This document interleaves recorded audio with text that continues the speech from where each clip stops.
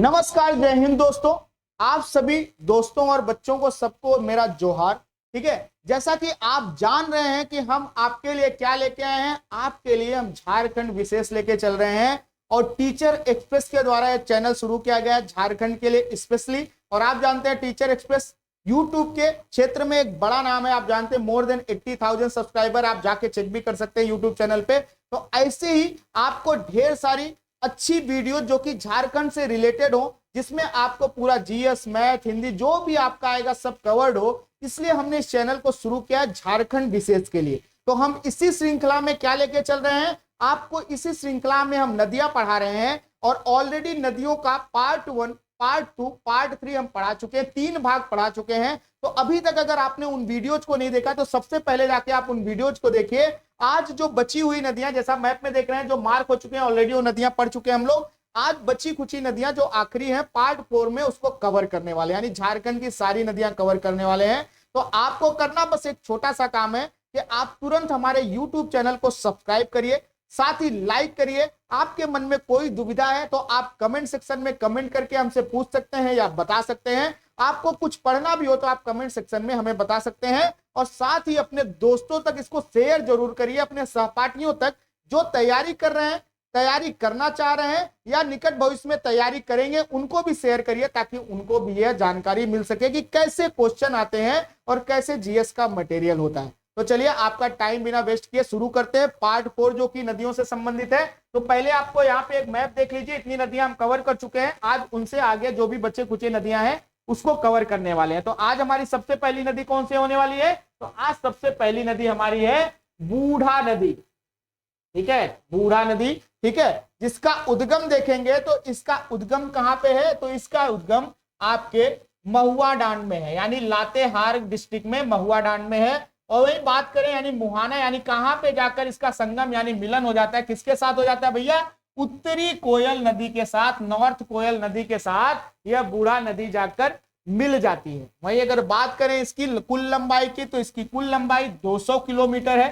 ठीक है, और वही अपवाद क्षेत्र, तो अपवाद क्षेत्र इसका लातेहारी है। मेन जो अपवाद क्षेत्र पड़ता है, मेन जो ड्रेनेज एरिया है आपका लातेहार डिस्ट्रिक्ट ही है। वही अगर बात करें विशेषता, इसकी विशेषता क्या भैया, कि सबसे ऊंचा बूढ़ा घाट जलप्रपात का निर्माण यहीं पे होता है। कौन सी नदी पर, इसी नाम से संबंधित है, बूढ़ा नदी पर। कभी बूढ़ा घाट जलप्रपात आ जाए आपके एग्जाम में कि किस नदी पर है, तो इसके नाम में इसका अंदर छुपा है बूढ़ा। ठीक है, तो इसको भूलिएगा नहीं, क्योंकि बहुत बार क्या होता है हम ज्यादा दिमाग लगाने लगते हैं और जो ऑप्शन सामने दिख रहा था उसको हटा के दूसरा ऑप्शन मार के आते हैं, क्योंकि हमें लगता है कि अरे ये ऑप्शन तो हो ही नहीं सकता, इतना सरल सवाल कैसे दे सकता है। नहीं, सरल सवाल भी आते हैं।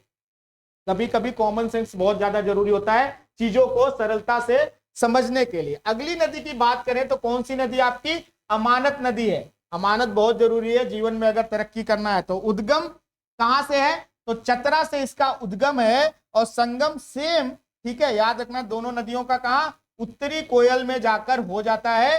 ठीक है, छोटी नदियां हैं। ठीक है, वही अगर बात करें सहायक नदियों की तो इसकी सहायक नदियां कौन सी है, पाटन, जिजोई, खैरा, माइला और सलाही। अमानत नदी की कौन सी है, आप ध्यान से, पाटन, जिजोई, खैरा, माइला और सलाही जो है इसकी सहायक नदियां हैं। वहीं अगर बात करें, ठीक है, इसका अपवाद क्षेत्र तो कहां से कहां तक है, तो चाको, जमुनिया, चतरा, लातेहार और पलामू जैसे क्षेत्रों में, एक बड़े क्षेत्र में देखिए बह रही है। ठीक है, तो इसको ध्यान रखिएगा, बिल्कुल भी भूलिएगा नहीं। कौन सी नदी है, अमानत नदी। वहीं अगर बात करें हम अगली नदी की तो आपकी औरंगा नदी है। ठीक है, उद्गम की बात करें तो किसको से होता है, जो कि कहां पे है, लोहरदगा में है। किसको, वहां से इसका उद्गम होता है। और बात करें तो इसका संगम किसमें हो जाता है, तो उत्तरी कोयल की ये भी सहायक नदी है, उत्तरी कोयल में जाकर यह मिल जाती है। वहीं अगर बात करें इसकी और कौन सी सहायक नदियां हैं, तो नाला, घाघरी, सुकरी, गोवा, धधारी इसकी सहायक नदियां हैं। याद रखिएगा, इसका ना घग्गर से कोई संबंध नहीं है। बहुत बार बच्चे कंफ्यूज हो जाते हैं, करे घग्गर यहाँ का आगे, ये घाघरी है। ठीक है, घग्गर का यहाँ कुछ लेना देना नहीं है, घाघरी नदी है जो कि झारखंड की छोटी नदी है। और किसकी सहायक नदी है, आपके औरंगा नदी की। अपवाद क्षेत्र की जब बात करेंगे इसके, तो यह लोहरदगा में जहां से निकलती है, लातेहार और पलामू डिस्ट्रिक्ट में होकर बहती है। वहीं अगर बात करें अगली नदी की, अगली नदी आपकी चानन नदी है। चानन नदी की बात करें तो इसका उद्गम कहां पे है, तो इसका उद्गम छोटा नागपुर पठार से होता है। और मुहाना ये कहां पे, आपकी सकरी नदी, अभी मैंने पढ़ाया था इसके कुछ समय पहले, सकरी नदी में जाकर यह क्या करती है, मिलन स्थल है, यानी मिल जाती है, इसका संगम हो जाता है। उपनाम की बात करें तो इसको पंचाने भी कहते हैं, चानन को पंचानन भी कहते हैं। क्यों, क्योंकि खास बात है 5 धाराओं से मिलकर बनने के कारण इसका नाम क्या पड़ चुका है, पंचानन। 5 अलग अलग धाराएं, हालांकि छोटी धाराएं आके इससे मिलती हैं और इन 5 धाराओं से मिलकर इस नदी का निर्माण होता है, इसीलिए इसे एक और नाम बुलाया जाता है, क्या, पंचानन। ठीक है, तो इसको याद रखिएगा। वहीं बात करें अगर अगले नदी की, तो अगली नदी हमारी दक्षिणी कोयल नदी, बहुत ही इंपॉर्टेंट है, बहुत ही पूछा जाता है एग्जाम में। उद्गम की बात करें तो कहां, नगड़ी यानी रांची से होती है, यानी राजधानी क्षेत्र के पास से होती है। मुहाने की बात करें कि कहां पे मिल जाती है, तो संक नदी, कहां पे संक नदी है, तो संक नदी कौन से क्षेत्र में, संक नदी आपको मालूम है उत्तरावर्ती बहती है और कहां पे जाती है, उड़ीसा की तरफ जाती है। तो संक नदी में उड़ीसा में जाकर यह मिलती है, इसको याद रखिएगा, बिल्कुल भी भूलिएगा नहीं। ठीक है, उड़ीसा वाले क्षेत्र में जाकर संक नदी से इसका मिलन होता है। कुल लंबाई की बात करें तो 285 किलोमीटर इसकी कुल लंबाई है। सहायक नदी की बात करें तो उसरी, कारो और बरसोती इसकी जो है वह सहायक नदियां हैं। वहीं अगर बात करें अफवाह नदी की, कहां कहां बहता है, तो लोहरदगा, गुमरो, दुमका, साहेबगंज, देवघर और गोड्डा में यह बहती है, यानी काफी लंबा क्षेत्र कवर अप करती है आपकी दक्षिणी कोयल नदी, तो इसको जरूर याद रखिएगा। ठीक है, और ये बहुत ही इंपॉर्टेंट है, इसलिए ध्यान से इसको पढ़िएगा। दक्षिणी कोयल के बारे में अक्सर प्रश्न पूछा जाता रहता है। वहीं अगर बात करें ब्राह्मणी नदी की, तो ब्राह्मणी नदी का उपनाम क्या है, तो इसको दुधवा पहाड़ी के नाम से भी जाना जाता है। क्या नाम से जाना है, दुधवा पहाड़ी के नाम से जाना जाता है। और दुधवा पहाड़ी से ही इसका उद्गम स्थल भी है, जो कि दुमका में स्थित है, इसका उद्गम स्थल भी यहीं पे है। दुधवा पहाड़ी से इसका उद्गम स्थल भी है। और ठीक है, और ये कहां पे दुधवा पहाड़ी स्थित है, तो आपके दुमका में यह दुधवा पहाड़ी स्थित है। वहीं अगर बात करें मुहाना कहां है, तो मुहाना इसका हुगली में जाकर मिल जाती है, पश्चिम बंगाल में हुगली नदी में इस मिल जाती है। और बात करें इसकी कुल लंबाई की, तो यह 480 किलोमीटर, देख रहे हैं काफी बड़ी नदी है, ब्राह्मणी नदी का इंपॉर्टेंस है। सहायक नदी की बात करें तो एरो और गुमरो इसकी सहायक नदी है। और वहीं अगर बात करें अपवाह, तो इसका गुमरो, दुमका, साहेबगंज, देवघर और गोड्डा बड़े क्षेत्र में 480 किलोमीटर नदी है। तो बड़े क्षेत्र में क्या है, इसका प्रवाह क्षेत्र है, इतने क्षेत्रों में यह प्रवाहित होती है।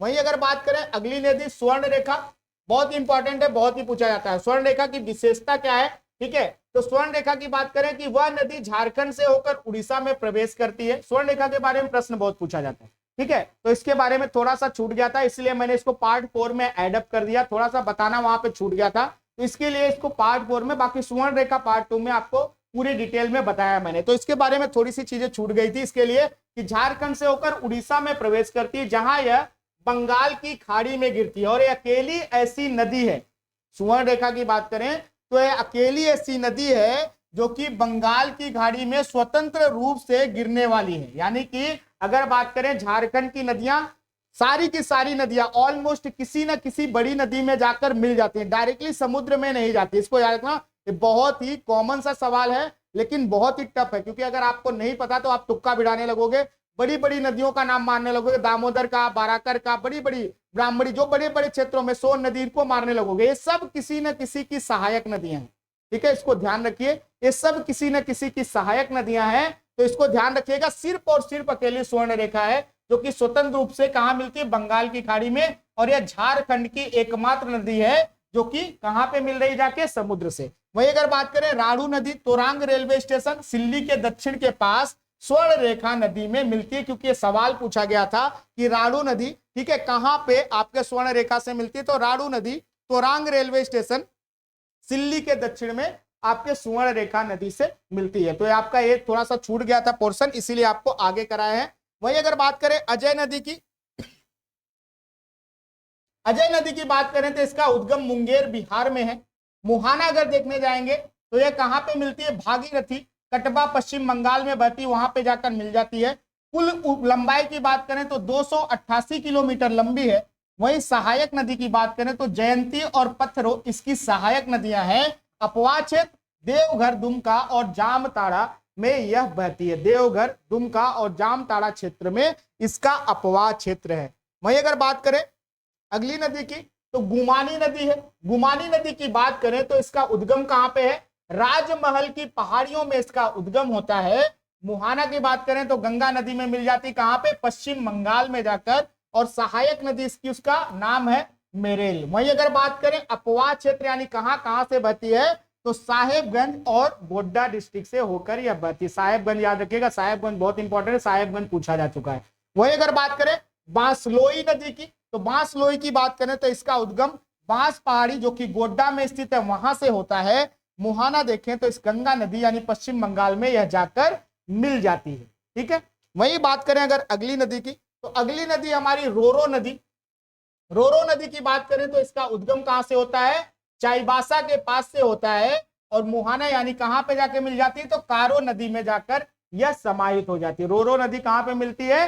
कारो नदी में। ठीक है, जिसके पास आज के डेट में कार ना हो अभी रोता ही है। ठीक है, तो रोरो और कारो मैच कर लीजिएगा, बिल्कुल भी भूलिएगा नहीं। ठीक है, तो रोरो नदी कहां पे जाके मिल जाती है? कारो नदी में। वहीं अगर बात करें सहायक नदी की, ठीक है, 58 किलोमीटर लंबाई, छोटी नदी है। अपवा क्षेत्र की बात करें तो पश्चिमी सिंहभूम जिले में ही इसका अपवा क्षेत्र है। विशेषता क्या है, खास बात क्या है इसकी कि इस नदी के तट पर चाईबासा शहर अवस्थित है। ऑब्वियस है, देख रहे हैं उद्गम भी वहीं से हो रहा है।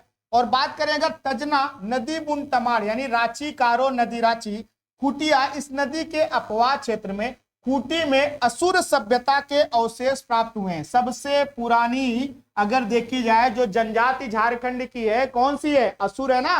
आपको अभी पूरी जनजाति पढ़ाएंगे। ठीक है, उस जनजाति में आप देखेंगे कौन सी जनजाति है। जनजातियों का वीडियो भी पूरा जाके देखेंगे क्योंकि जनजातियां बहुत ही इंपॉर्टेंट है, बहुत ही ज्यादा पूछी जाती है झारखंड के एग्जाम में। और इवन झारखंड के एग्जाम में नहीं, झारखंड की जनजातियां आपके यूपीएससी, आपके यूपी पीसीएस में, आपके बिहार पीसीएस में, आपके छत्तीसगढ़ पीसीएस में, इवन आपके राजस्थान उत्तराखंड पीसीएस में भी झारखंड की जनजातियां पूछी जाती हैं। तो आप इसको जरूर याद रखिएगा, बहुत ही इंपॉर्टेंट है। ठीक है, तो कौन सा है? ठीक है, तो यहाँ पे सबसे पुरानी जो जनजाति असुर है उसके अवशेष यहाँ से प्राप्त हुए हैं और ये बहुत ही इंपॉर्टेंट हो जाता है, इसको जरूर ध्यान से पढ़िएगा। जनजाति क्षेत्र में इसकी पूरी डिटेल बताएंगे आपको। वहीं अगर बात करें अगली नदी की तो अगली नदी हमारी कांची नदी।